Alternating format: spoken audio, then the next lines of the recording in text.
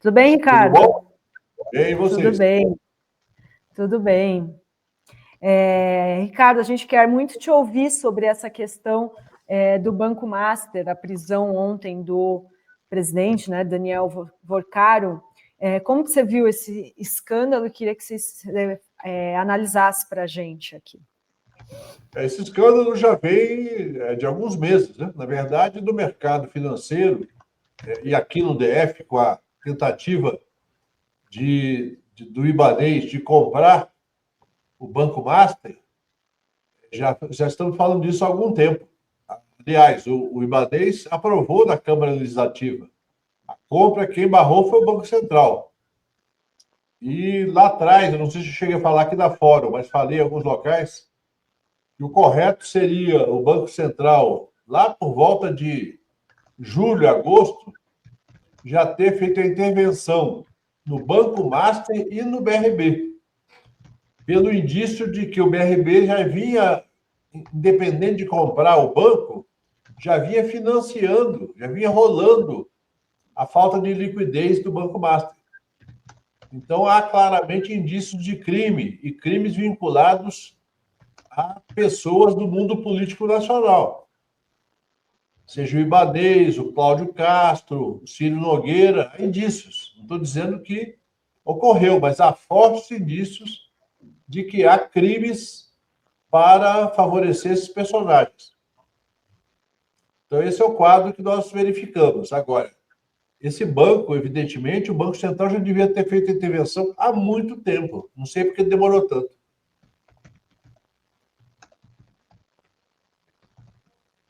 Ô, Berzoini, o que você acha que vai... Qual a consequência dessa apuração da PF, de todos esses desvios? E também, tanto para o mercado financeiro, né? E também para governos que investiram no Banco Master. Porque esses estão fora do fundo garantidor, que atinge até R$250 mil, né? Governos, eu não tenho informação. Eu não vi nenhuma informação. O que tem são regimes próprios de previdência dos servidores, que são instituições que são administradas por uma diretoria que tem uma certa autonomia, são equivalentes a autarquias. Então, esses dirigentes que investiram além da conta, ou seja, que investiram volume, como o caso da Rio Previdência, que tem, segundo consta, mais de 900 milhões de reais em letras financeiras do Banco Master, esses daí vão ter que responder perante os seus associados e perante a Justiça e o Tribunal de Contas do Estado. Tem alguns também no interior de São Paulo e no interior de Minas. Não vi quantos estados tem, mas pelo menos São Paulo e Minas tem alguns fundos.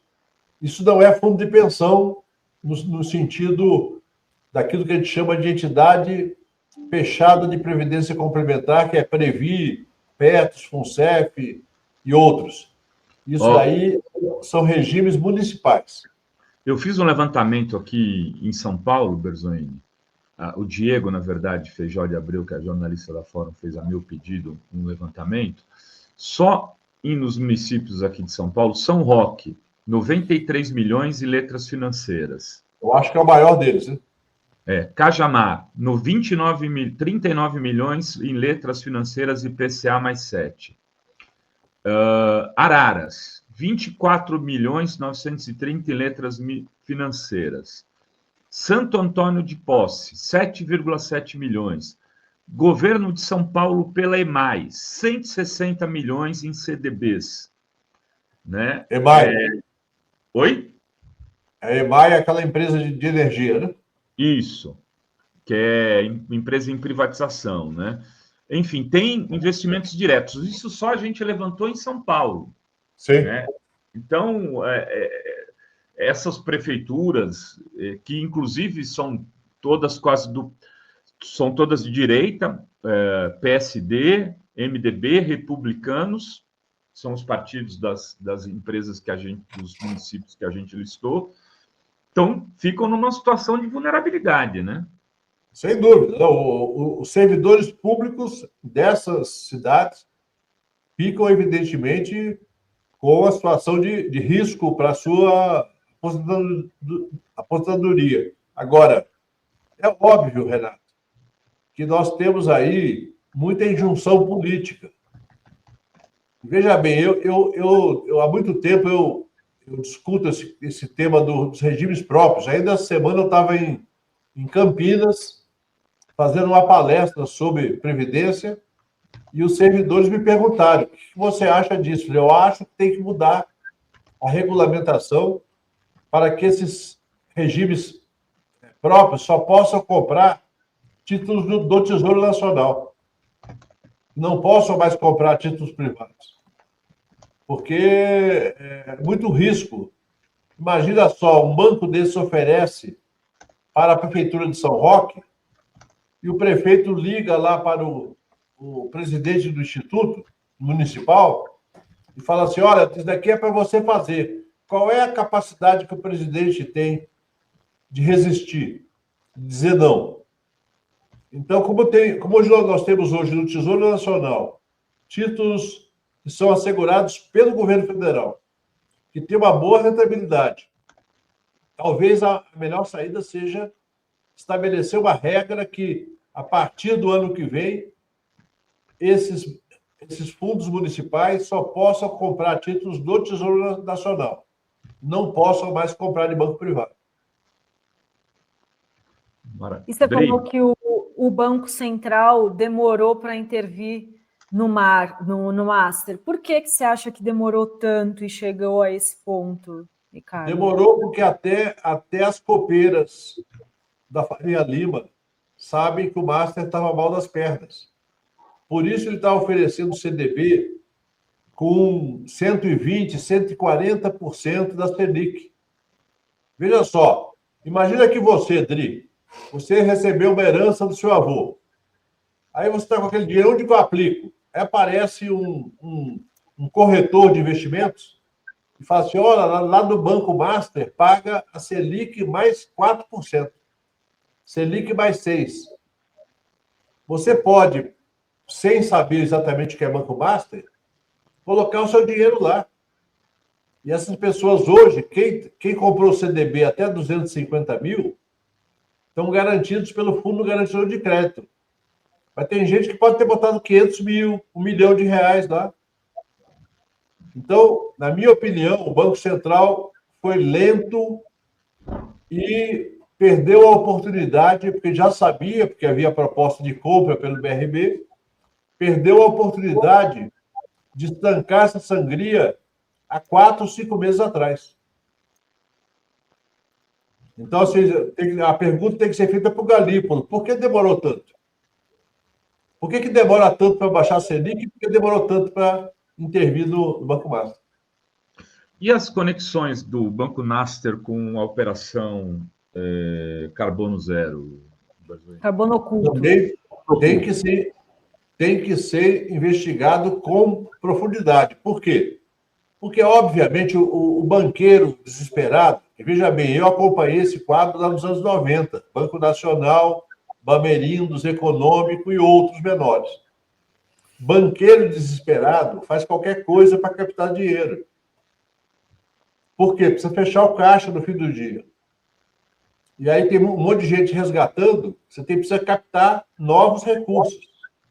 Então, é óbvio que ele pode também ter conexões com o dinheiro do crime, né? Não sei se tem, não sei se seria leviano da minha parte dizer se tem, mas pode ter. O que eles estão dizendo é que esses fundos que foram alvos aí dessa operação, eles abasteciam os investimentos do Master. E aí, como funciona esse efeito cascata, que um fundo vai para outro, e isso para dificultar essa rastreabilidade, Ricardo? Existem fundos de fundos. Ou seja, o cara cria um fundo, isso é uma coisa que deveria ser melhor regulamentado. Inclusive, a CVM, Comissão de Valores Imobiliários, deveria fazer um raio-x da indústria de fundos. nós pegamos em relação ao Fundo de Pensão dos Correios, quando houve investigação lá atrás, nós identificamos que uma das formas que o banco que foi processado por dar um desfalque, o rombo do Postales, ele tinha a prática de fazer fundo de fundo. Então, esse fundo compra papéis de outros fundos. Por sua vez, essa segundo escalão também pode ter fundos que compram papel de outros fundos. Então, precisa descobrir, de fato, aquele papel vale o quê. Se você botar um fundo baseado em imóveis, você tem os imóveis, o cadastro, o aluguel. Agora, se você pega um fundo de fundo, você não sabe o que esse primeiro tem de valor real. Então, essa é a esculhambação que, infelizmente, a gente fala, né? A gente fala Faria Lima, genericamente. Tem muita gente boa na Faria Lima. Tem muita gente trabalhando sério lá. Mas tem muito picareta também. E esse Banco Master, ele só vê o seguinte: ele tentou se aproximar do mundo político, contratou vários ex-integrantes do Poder Judiciário e do Poder Executivo. Assim como o BTG faz também. O BTG tem lá o Jobim, tem lá o Fábio Faria, tem lá um monte de gente que é da relação deles. Então, assim, quando se tem esses grandes eventos, vai lá o banqueiro A, o banqueiro B falar, por trás disso está uma tentativa de criar uma rede de influência. Porque vai o banqueiro, mas vai também o ministro do STJ, vai o ministro do Supremo falar. Aí naquela coisa, coquetel, troca cartão, seu filho não pode dar uma consultoria para o meu banco, não, tá? E assim vai. Não estou acusando ninguém, mas o fato é um terreno perigoso. Quem assistiu o filme O Lobo de Wall Street, com o DiCaprio, é um filme Leonardo que mostra DiCaprio. bem a inter-relação entre a política e o mundo das finanças, assim como os filmes que foram feitos depois da quebra do subprime em 2008. Tem um filme do Michael Moore, tem um outro filme também muito bom, que eu não lembro o nome agora, que também retrata isso. O cara é primo do secretário do Tesouro Nacional dos Estados Unidos. O outro é amigo joga tênis com o diretor do Banco Central. E assim vai. Outra coisa que precisa ser dita é que o Daniel Vorcaro ele estava organizando um grupo de mídia, né? Isso. Né? Ele comprou vários sites.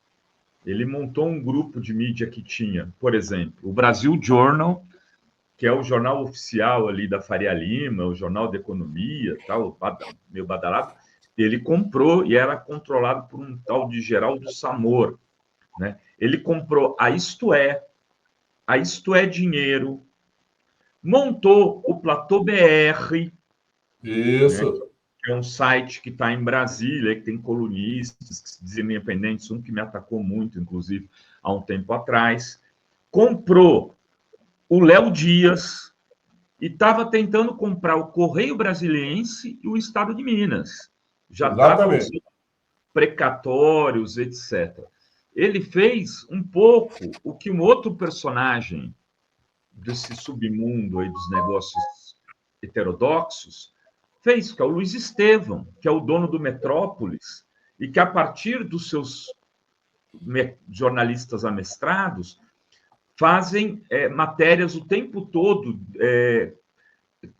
cobrando lisura, probidade administrativa, seriedade na gestão da questão pública. Tem uma jornalista que me processa, inclusive a Andresa Matais, né, que me processa, que é especialista nisso ali, de fazer o André Chalders.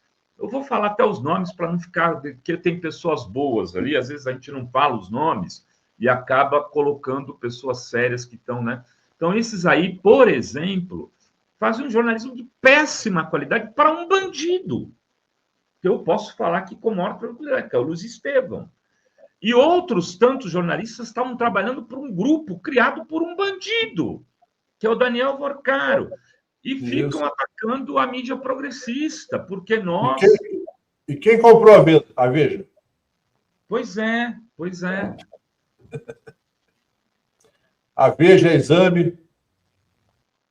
São Então, assim, banqueiros. essas conexões, veja bem... O Menin que está com... Que tem, porque, aliás, o Vorcaro é sócio do Menin no Atlético Mineiro, né, Ricardo? Exatamente. Exatamente. Então, assim como o Menin é dono da CNN. Isso. Então, são relações perigosas. Se você for puxar o fio, você pega hoje setor financeiro e grupos midiáticos, e aí a gente está descobrindo outro tipo de conexão, e é o que eu não estou acusando ninguém que a gente citou, mas que é com o crime organizado. Exato. Tá? Uma conexão que está começando a ficar clara, que é setor público, alguns governos de estado e prefeituras, mídia, grupos de mídia, setor financeiro e crime organizado. Aí, Ricardo, até assim, você não acha que essa coisa desse PL, de tudo que foi organizado, tanto da correria como foi, não tem conexão pelo fato da Polícia Federal tá indo para cima dessas conexões? Você sabe aquela história, né, que tem orelha de porco, focinho de porco, rabo de porco, ou é feijoada ou é porco mesmo. Então, assim, é óbvio, há claramente no Congresso Nacional, claramente hoje, a bancada do vamos tirar o nosso rabo da reta.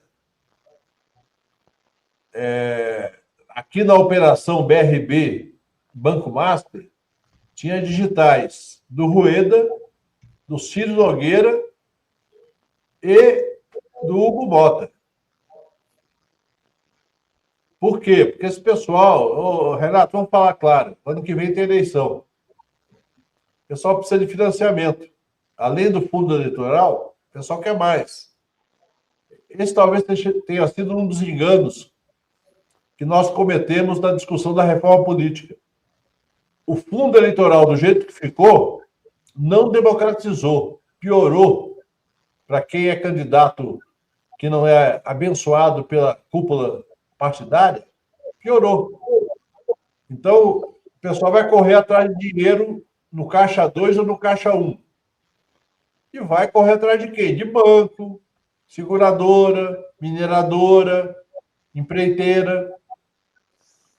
Os mais cautelosos vão doar na pessoa física. Como na última eleição, vários figurões doaram na pessoa física milhões. E os menos cautelosos vão fazer no caixa 2. Aliás, Dri, quem foi o maior doador do então, a gente acabou e do Derrite?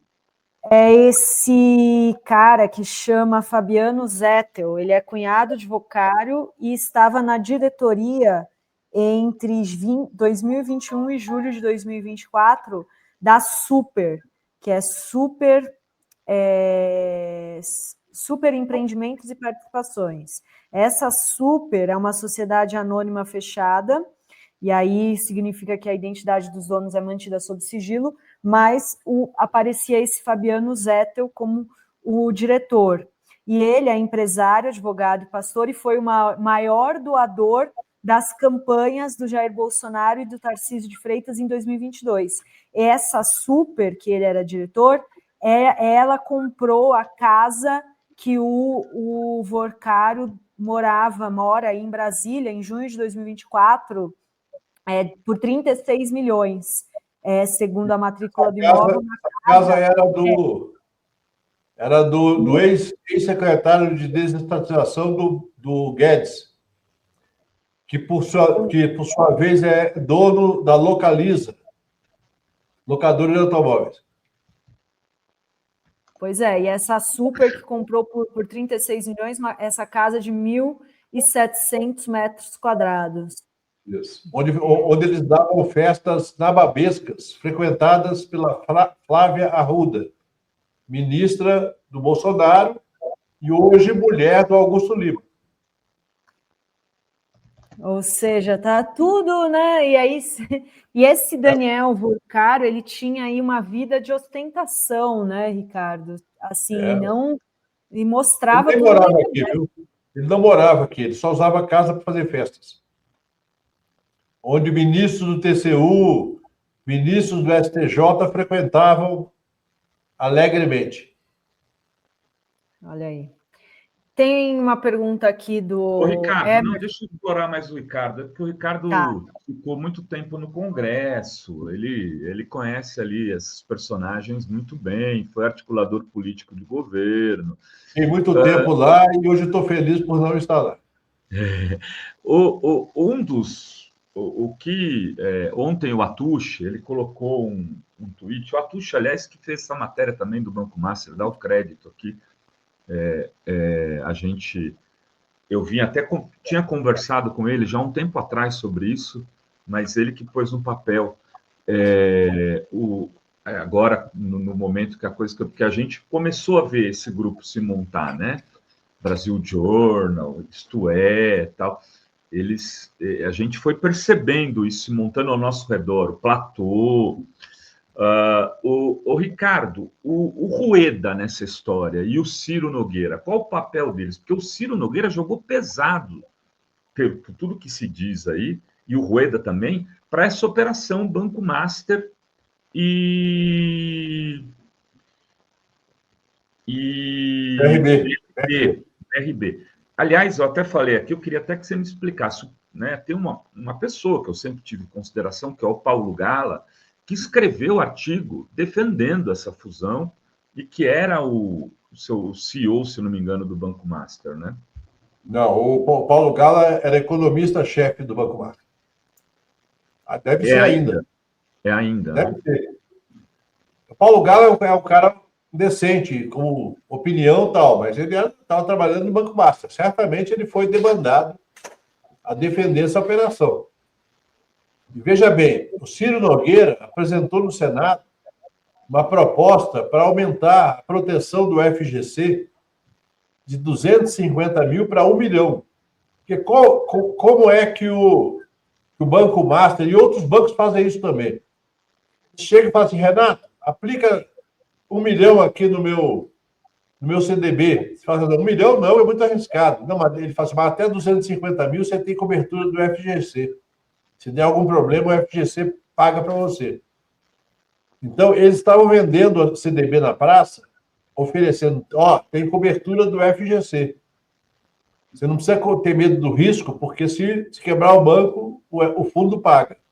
E o Ciro Nogueira apresentou emenda, e lá no Senado, veja bem como esse negócio era antigo, por isso que eu falo que o Banco Central demorou, porque quando ele apresentou, o pessoal falou, é a emenda Master.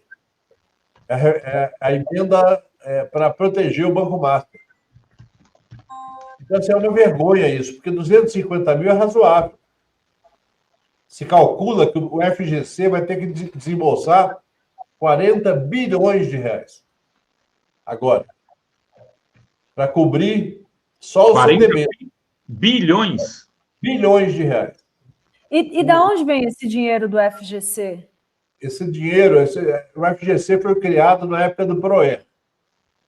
Quando quebrou o Banco Nacional, o Bamerindos, o Econômico, eles fizeram, e eu apoiei na época, embora eu fosse sindicalista de oposição, eu falei, a criação do FGC é um avanço para proteger as pequenas poupanças. Quando ele fala 250 mil, é o preço de um apartamento popular em São Paulo. Então, uma pessoa vendeu um apartamento, colocou lá, por falta de informação, num banco que quebra, pelo menos 250 mil voltam. Esse dinheiro é 0,02% dos depósitos à vista dos bancos em geral. Todo banco tem que recolher os depósitos, que são depósitos do povo, né? Da população, das empresas. Eles têm que recolher 0,02% para o FGC. O FGC foi importante quando quebrou o Banco Santos. O FGC foi importante quando quebraram alguns bancos menores posteriormente, inclusive na época da crise do subprime. E o FGC é uma garantia positiva, né? É um fundo privado. Ele é um fundo privado e os cotistas, que são os bancos, escolhem uma direção que cuida da rentabilidade desse fundo. Agora, só o banco, pelo que eu li, Ricardo, só nessa operação vai 1/4 do FGC, do Fundo Garantido. Exatamente. Eles vão ter que recapitalizar. Vai 1/4, e aí tem uma discussão que está se colocando, que é assim, se ele deveria pagar o que o Master prometeu, no caso... Não, aí ele pagando os correntistas, ele fica credor na massa falida. Então ele vai disputar com os funcionários. É bom lembrar, eu que fui presidente dos sindicatos bancários, essa hora tem lá centenas, se não mais de 1.000 pessoas, bancários do Banco Master, preocupados que vão perder o emprego. Porque é liquidação, não é intervenção. Vai ser liquidado o banco. Então, vai sobrar se tiver 1.000 funcionários, vai sobrar lá 40, 50 para ajudar na liquidação. Então, vai ter direitos trabalhistas. Não sei se o fundo de garantia está sendo recolhido em dia. Tributos, fornecedores, vai todo mundo disputar o que sobrar de recursos no caixa ou em patrimônio dos acionistas. Pois é, temos um processo longo ainda, né, Ricardo? Bom, o Banco Santos até hoje não acabou a liquidação. Olha só. E ele tinha bastante obra de arte para pagar a liquidação, né? E a casa dele era um dos melhores museus do mundo. Por quê? Porque é uma forma fácil de lavar dinheiro, né, Ricardo? Claro. Mas Aliás, o Edemar Ferreira, que era o dono do Banco Santos, ele era, de fato, uma pessoa que gostava de obras de arte, além de ser uma forma de lavar dinheiro. Ele era políticos, quando você chega na casa dos políticos, vê um Picasso, não se surpreende. Né? Exatamente. Deixa eu trazer os comentários da galera aqui, que está acompanhando ao vivo. O Emerson Almeida diz: salve, pessoal. Lembram que o Valadão quer abrir uma fintech para colocar os fiéis da igreja da Lagoinha como correntistas? Será que tem know-how do Daniel Vorcaro, que era pastor lá? O Daniel Vorcaro é quase sócio do Valadão, não sei se você sabe. Exatamente. Esse negócio de fintech, o Banco Central deu umas mudadas agora na regulamentação. Vai ter que avançar muito mais. Esse negócio de fintech virou uma bagunça no Brasil.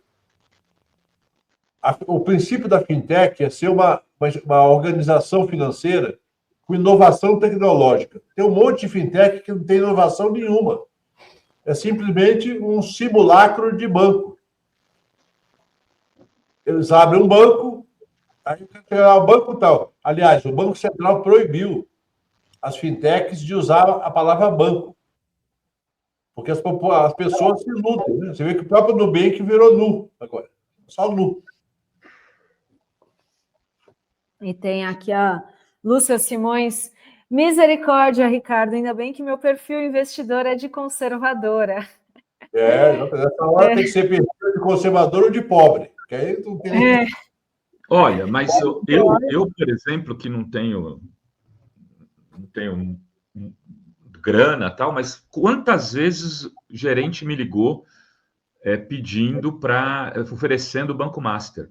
E de outros bancos, do Bradesco, no caso, me ligavam oferecendo o Banco Master, porque estava pagando, à época, 140% do CDI.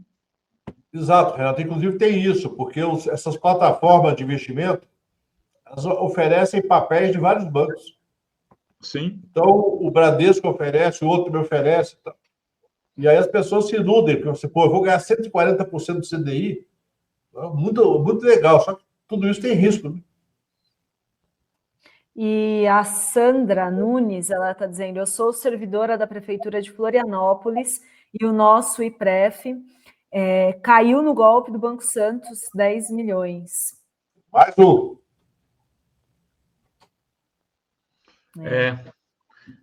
Quem paga a conta nesse caso são os funcionários públicos, né, Ricardo? Exatamente. Nesse caso, esses gestores de RPPS, que é Regime Próprio de Previdência Social, dos municípios e dos estados, que comprou uma coisa que o cara comprou lá 0,5% do patrimônio do fundo em Banco Master.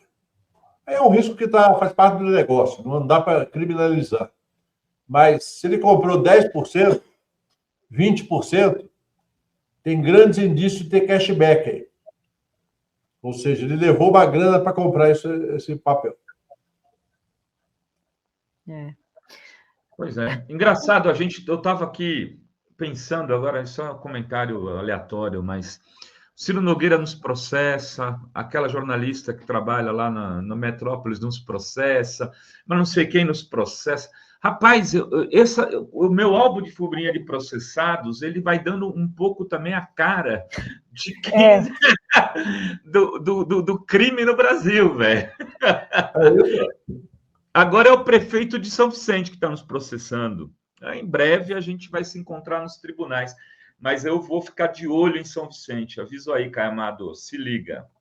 Você sabe que tem o Instituto Jurídico, que é a inversão do ônus da prova ou exceção da verdade.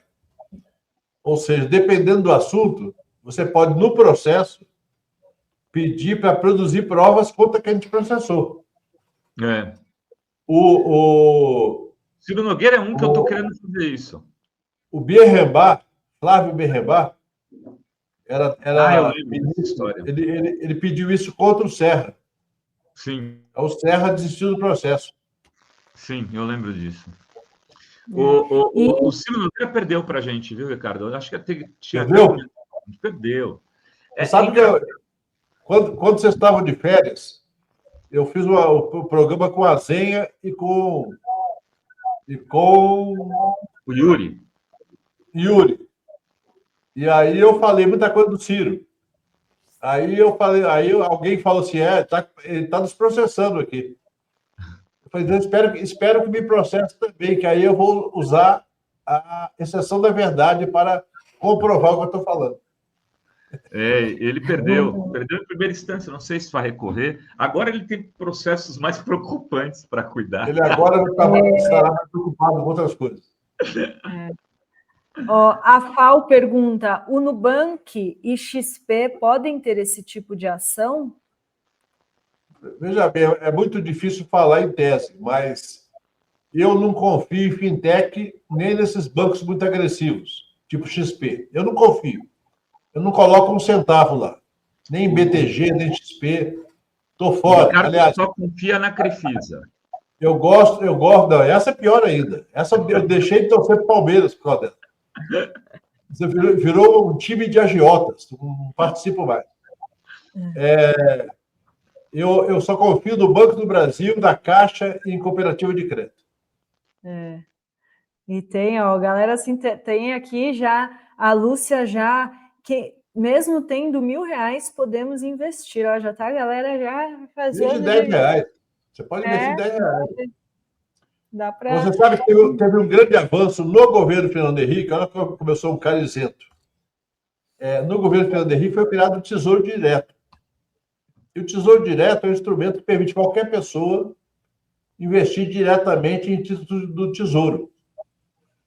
E o governo Lula ampliou muito isso, inclusive criando títulos específicos para pessoas que querem se planejar para financiar o estudo dos filhos e pessoas que querem se aposentar e não têm relação com o INSS ou com o fundo de pensão.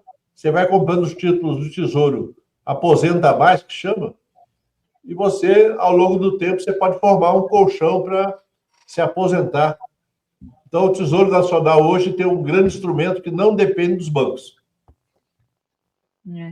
E o Celso Godinho está perguntando... Fala, Roberto. Desculpa, Adri, pode continuar. Não, ele está perguntando do Mercado Pago. A fintech. É fintech. A única vantagem é que ela está lastreada numa grande empresa de e-commerce e logística, que é o Mercado Livre, que é uma empresa argentina com grande atuação no Brasil. Eu estava vendo aqui uma matéria do Julinho Bittencourt que o Haddad não recebeu o Vorcaro, né? O Vorcaro tentou de tudo, inclusive uma das pessoas que era consultor do Banco Master era o Guido Mantega, né, Ricardo? Que é uma pena. Que... Mas veja bem, se for uma consultoria para um estudo financeiro isento, você não dá para não dá para atacar ninguém, tá certo? Então, assim como o Lewandowski, quando saiu do Supremo, ele foi consultor jurídico do Banco Master por um tempo. O consultor, assim como o Paulo Gala também, não dá para dizer que ele sabia dos rolos do Vorcaro. Podia até desconfiar, mas sabia. Como economista-chefe, aí você tem um pouco mais de informação, não é, Ricardo? Não, mas economista-chefe faz análise do cenário econômico. Economista-chefe não é o cara que opera investimentos para o banco. Agora, um banco que oferece 140% de CDI, até eu que não sou economista estagiário, sei que... Como dizia o samba, laranja madura na beira da estrada, tá bichada ou tem marimbondo no pé. Pois é, né? 140, olhei para o meu gerente, porra, velho! Todos os outros oferecendo 103, 105...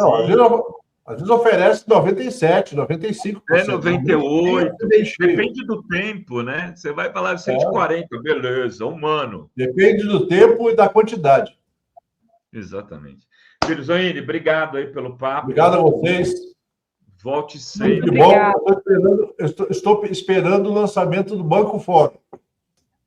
Quando tiver o Banco Fórum, aí eu vou investir. Você vai ser o economista-chefe. FinFórum. FinFórum. Aliás, o Ricardo, você e a Soninha estão convidadíssimos, e seus filhos todos, a vir à Festa da Fórum, dia 6 de dezembro, aqui no Algeniar, restaurante palestino de São Paulo. Seria um prazer poder te receber aqui. É uma festa do nosso rumo aos 25 anos. O ano que vem, começa em janeiro a fazer 25 anos, vai até agosto, porque a gente teve vários começos aí. Vou me programar. Se organize, venha mesmo. E agora, no dia 29 de novembro, tem lá no Esporte Clube Banespa, lá na Avenida Adolfo Pinheiro, tem o ato dos 25 anos da privatização do Banespa. Maria Rosane me ligou hoje e me convidou. Não sei se você sabe, mas ela me ligou para me dar parabéns. Hoje é meu aniversário. E eu É seu aniversário hoje? É meu aniversário. Eu quero a Vitória do Santos como presente à noite. Parabéns para você. Obrigado, Ricardo. Abraço. Valeu, abração, meu irmão. Obrigada, Ricardo. Até a próxima. Tchau, tchau. Valeu. Você precisa conhecer agora a nova plataforma progressista OM Play. Outro Mundo em Debate. Vem conhecer, entra na plataforma, você vai encontrar cursos com os principais pensadores da história do mundo. Foucault, Freud, Lenin, muito mais com os professores renomados. Vem fazer parte dessa iniciativa. Conheça a OM Play.